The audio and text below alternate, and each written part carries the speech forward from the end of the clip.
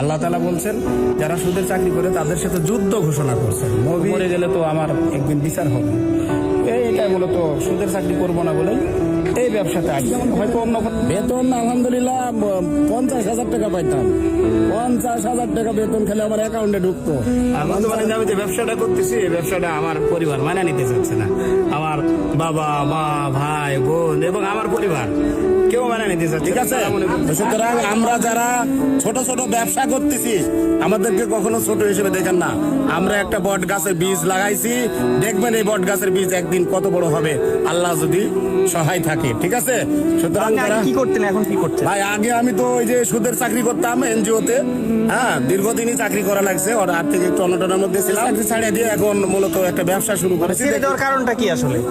আসলে ছেড়ে দেওয়ার মূল কারণ হলো এটা এমন একটা অপরাধ, মুখে বলাও আমার কাছে কেমন লাগে। আল্লাহ তাআলার সাথে যুদ্ধ করা হলো সুদের চাকরি এবং নবীর সাথে অস্ত্র ধারণ করার মতো অপরাধ।